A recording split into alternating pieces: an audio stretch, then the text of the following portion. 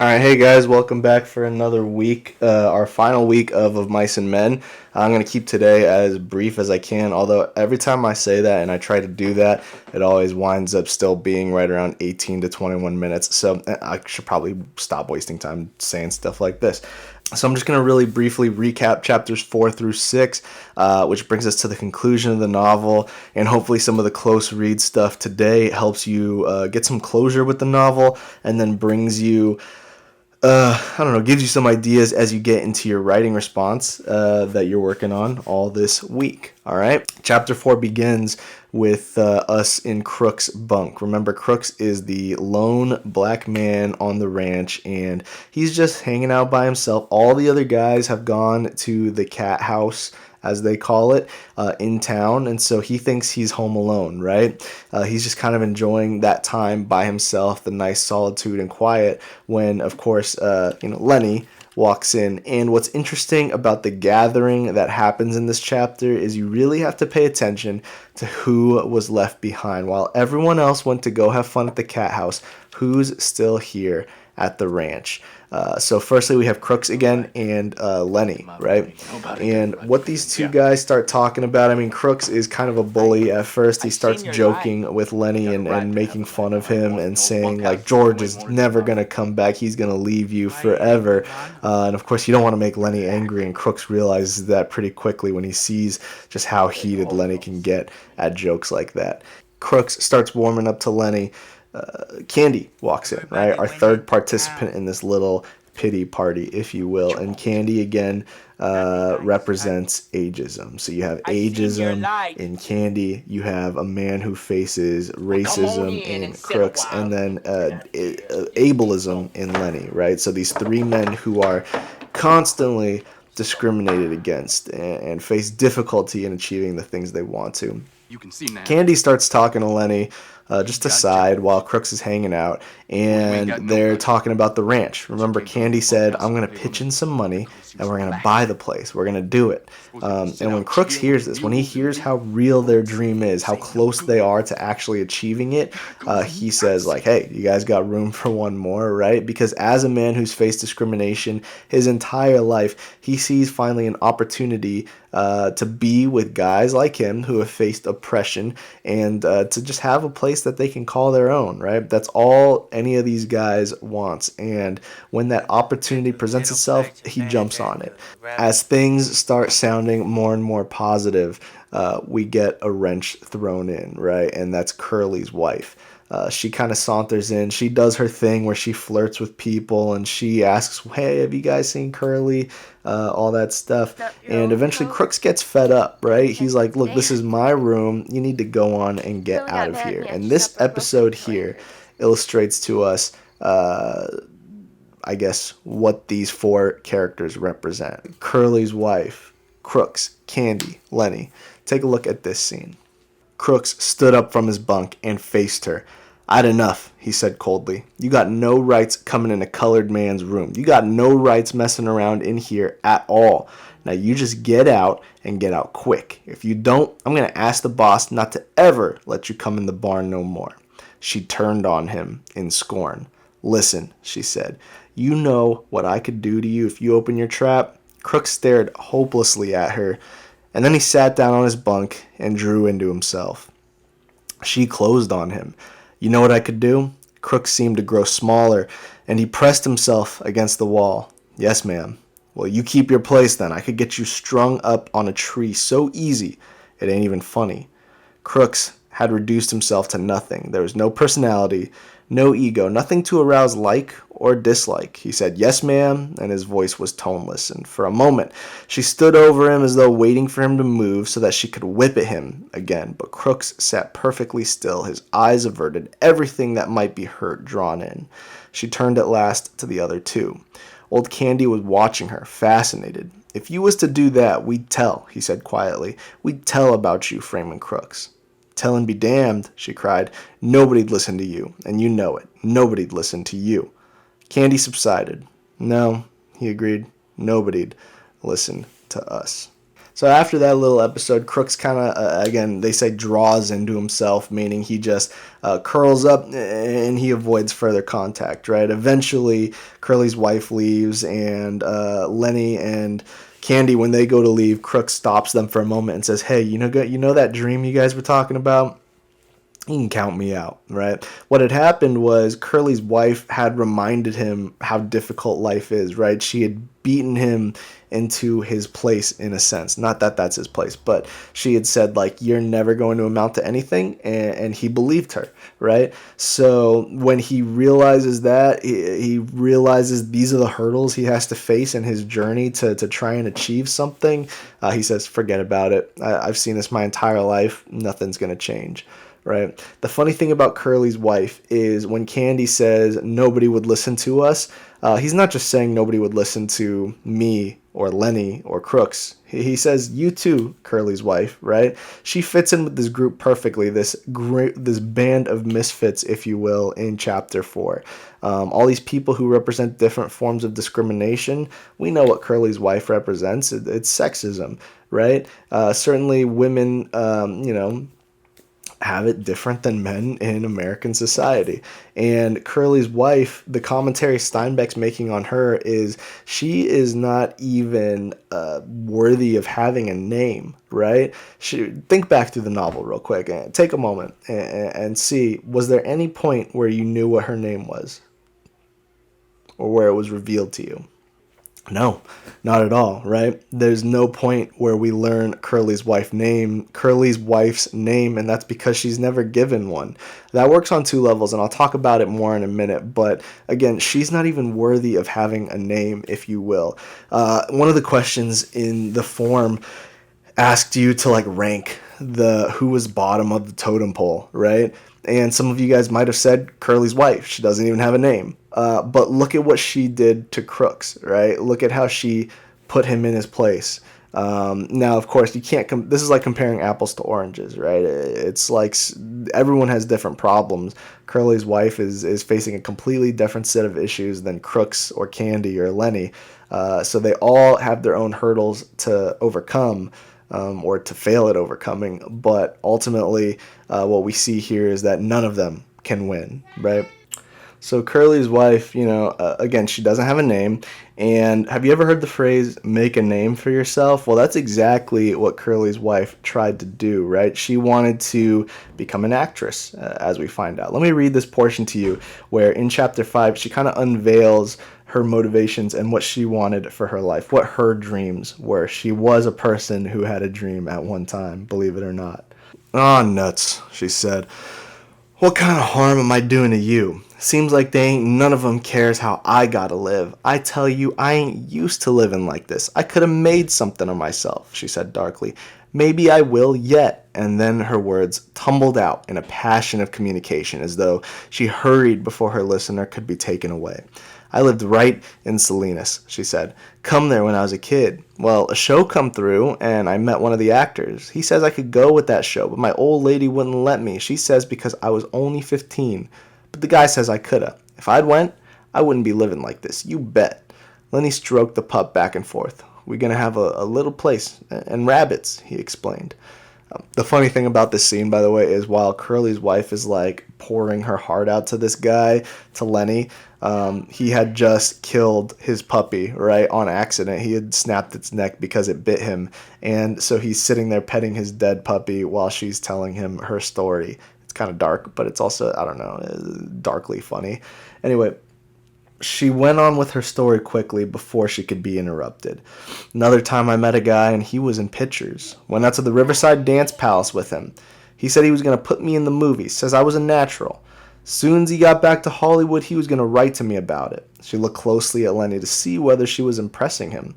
"I never got that letter," she said. "I always thought my old lady stole it. Well, I wasn't going to stay no place where I couldn't get nowhere and make something of myself, and where they stole your letters. I asked her if she stole it, and she says no. So I married Curly. Met him out to the Riverside Dance Palace that same night," she demanded. "You listening?" "Me? Sure."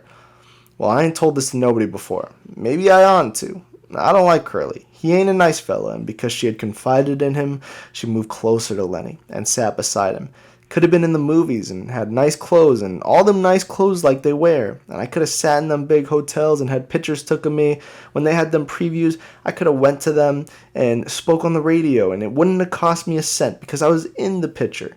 And all them nice clothes like they wear because this guy says I was a natural. She looked up at Lenny and she made a small grand gesture with her arm and hand to show that she could act. The fingers trailed after her leading wrist and her little finger stuck out grandly from the rest. One thing that sticks out to me about Curly's wife is that she doesn't take responsibility for her own failures, right? She blames her mother for stealing the letters that she was supposedly sent, but there's no way that guy sent her the letters, right? People tell her she's pretty, sure, but to put her in movies, that's something else entirely. These guys were probably just talking her up, trying to get closer to her or whatever. She marries Curly just because she wants to get back at her mom, and she regrets it immediately, right? She hates the guy, she reveals, and she wishes that she was in movies, that she could have made something of herself. And again, that phrase, make a name for yourself, Curly's wife literally never does, and she blames other people for her failures. But anyway, as you guys know, Curly's wife meets her end shortly thereafter when she invites Lenny to start touching her hair. And Lenny strokes it and gets a little too rough, and when she starts screaming, he snaps her neck, right?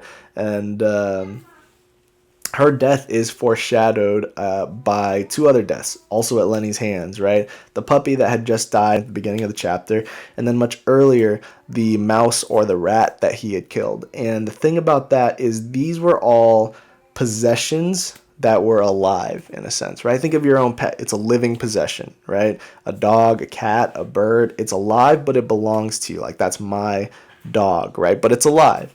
And the thing about that is Curly's wife, she's literally being amounted to an animal, right? A pet. She's Curly's wife again, right? She is not her own person. She belongs to someone else.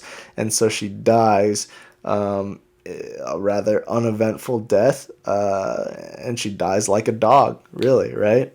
Ultimately, in society, it's said that, or Steinbeck seems to be saying that she was never going to amount to anything, and that her only accomplishment in life was being someone else's possession, which is pretty dark, right? And the real world commentary that translates to is that if you just allow yourself to become someone else's accomplishment, trophy wife, trophy husband, whatever you want to say, there's no fulfillment in that, right? And I think we can look at Curly's wife as a testament. She was deeply unhappy and died without us ever knowing her name. We just knew that she belonged to someone.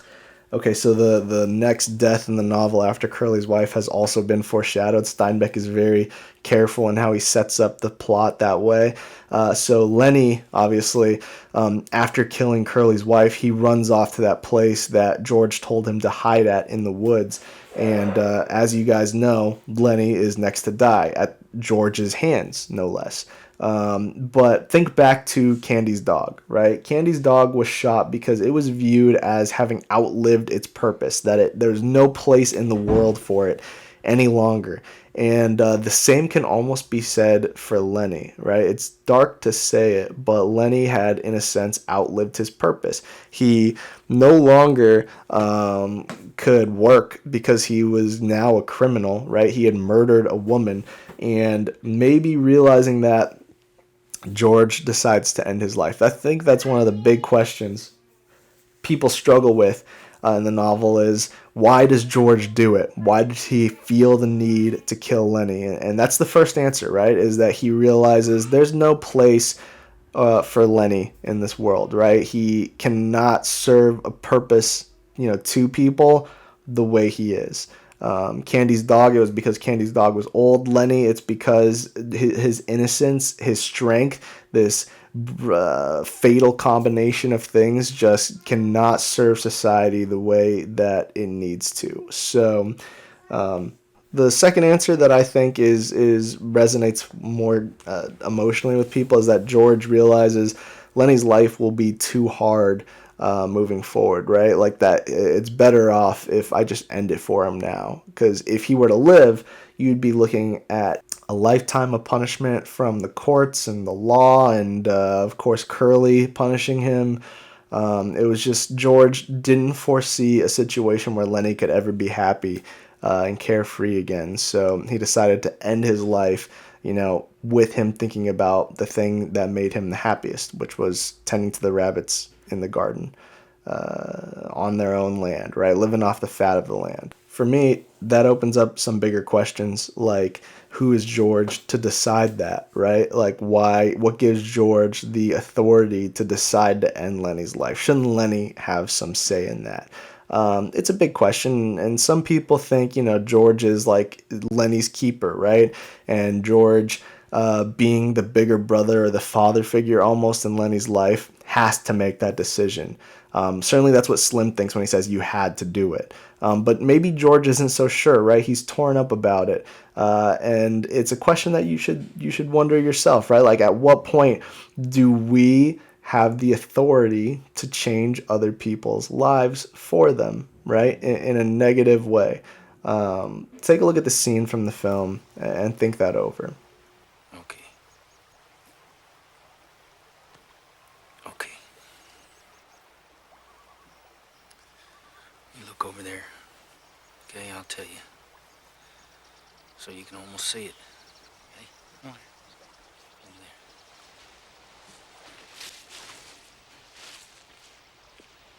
Okay? Over there. Okay. Guys like us, they got no family. And they ain't got nobody in the world that gives a hoot in hell about it. But not us.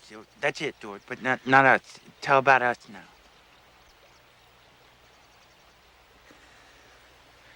Not us. Because? Because I got you. And I got you, George. That's what that gives a hoot in hell about us. George, but tell now how it's gonna be. We're gonna get a little place.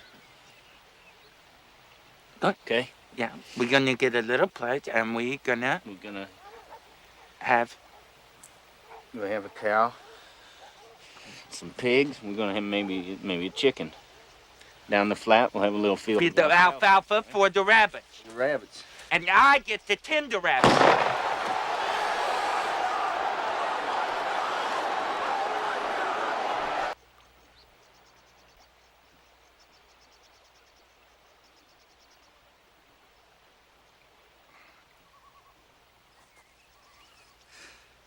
Hey, just as a bonus, also, if you have ever watched The Walking Dead, take a look at this scene. This was from back when the show was really good, and it was a pretty heavy allusion, I think, to Of Mice and Men. The themes were all the same. I mean, I remember watching it and thinking immediately of Mice and Men. Sorry. So take a look at this and see the parallels. You're mad at me. I love you, Lizzie. And everything works out the way it's supposed to. I'm sorry. Please don't be mad at me. I'm sorry. You just look at the flowers, Lizzie.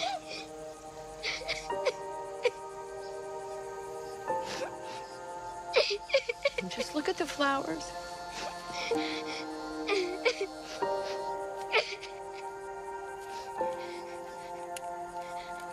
Just look at the flowers.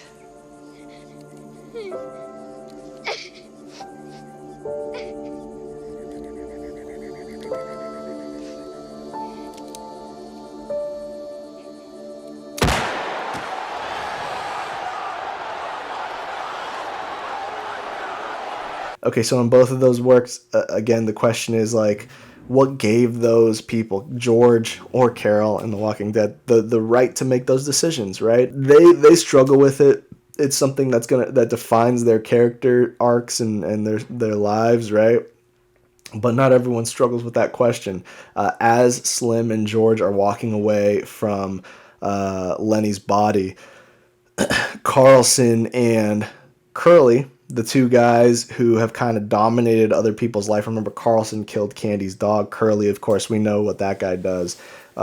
They look at each other and they're like, what do you suppose is eating those two guys? They just don't understand why George would be struggling with the decision that he made, right? They feel like, oh, justice has been served. That's it, right? Those two guys represent, the people in life who have had everything given to them, who have always had their way, who don't struggle with anything. They don't really understand the struggle of the lower class, I guess.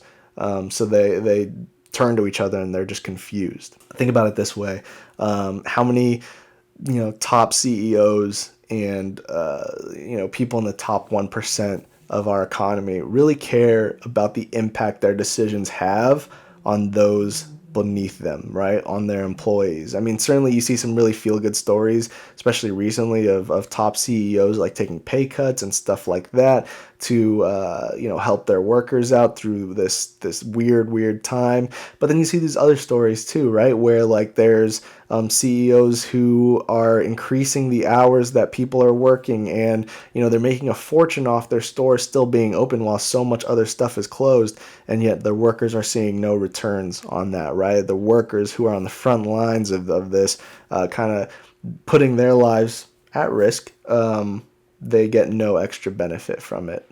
That's a parallel that I see right now, is those at the top sometimes don't understand what it's like to be at the bottom. And that's why we will always have this disparity in the American dream, where if you are born into wealth, if you're born into success or a successful family, life will inherently and naturally be a lot easier. And if you are working from the bottom to the top, like George, like Lenny, or you come from a place where you can be discriminated against, you'll also just have it so much more difficult.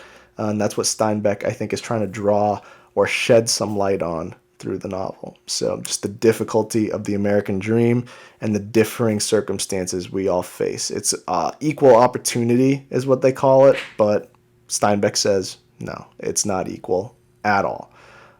So anyway, some things to think over as you get into your essay. Again, the essay is due Thursday via email. If you have any questions or concerns or anything like that, shoot me an email. Get on the questions tab in Teams. But besides that, enjoy your week, guys. And I will see you on Monday for our intro to The Great Gatsby.